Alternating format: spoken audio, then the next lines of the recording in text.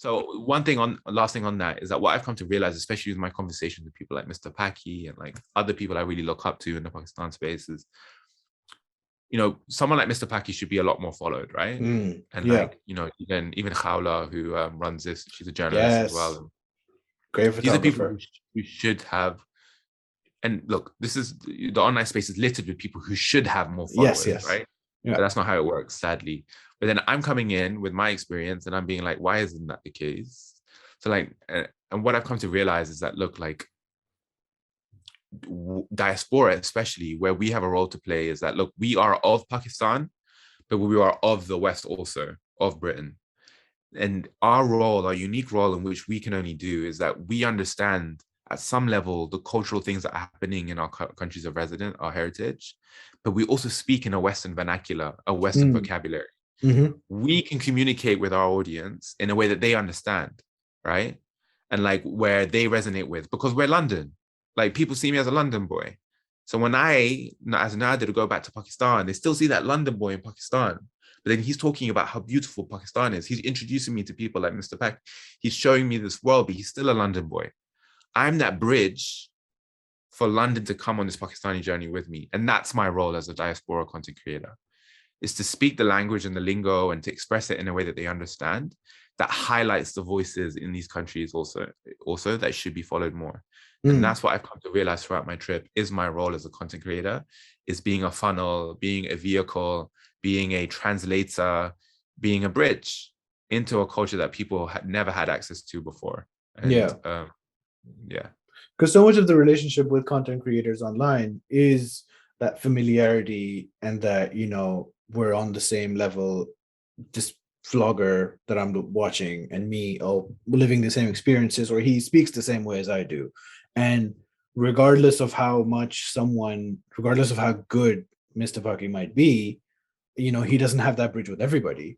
So it's just that the nature of the thing, it's not like Mr. Paki isn't famous abroad because people hate Pakistan. It's just that familiarity thing that they just haven't had that bridge to connect to him. So that doesn't make sense what you were saying, yeah, because that's what Like, everyone. like even like people like Howler and people of that quality, right? Like why aren't more Pakistanis following them? Why aren't more Pakistanis following them? Yeah. Right. And like for me, like, I don't have that many Pakistanis following me. Most of mine is like Europe. But like question is, why isn't there an appetite within Pakistan for this? And then you have to ask yourself as a content creator, who is my target audience? Am I targeting Pakistanis? Then should I be speaking a certain languages? Should I be talking a certain way? So really, it's a very complex thing, right? Yeah. Like,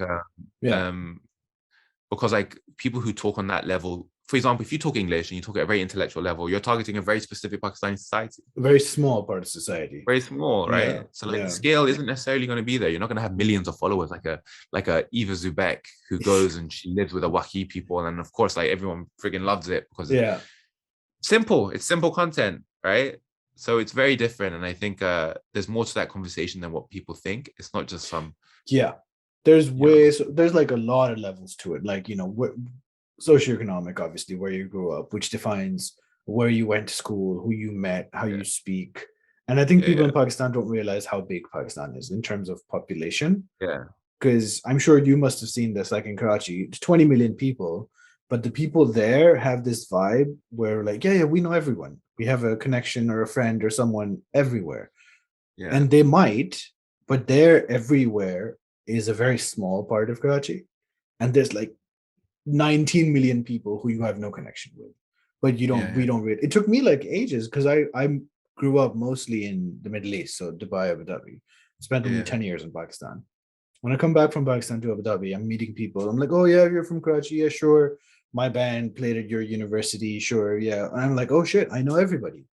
But then I'm like, the people I'm meeting here are from the same sliver of socioeconomic reach that I am. And it is a small world. Yeah. And like it's not as many people as you think it might be. Yeah. And like, look, what I've come to learn is that like that there is a relationship to be had between Pakistanis and diaspora Pakistanis. And I think like if you are a content creator of diaspora of diaspora background, then I would urge you to think about your role as this bridge and this communicator, because there are people doing amazing things, like, and you know, platforms that I've learned from. And like for me, like especially the content that I made, I'm trying to put my friends on blast, right?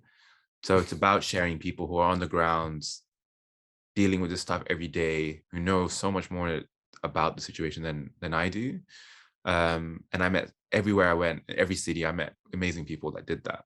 And like so really like that there is a collaboration to be had, and you know, we can translate it to a different audience, but really like we should be listening to people who have cultivated really like nuanced perspectives on things that are happening there.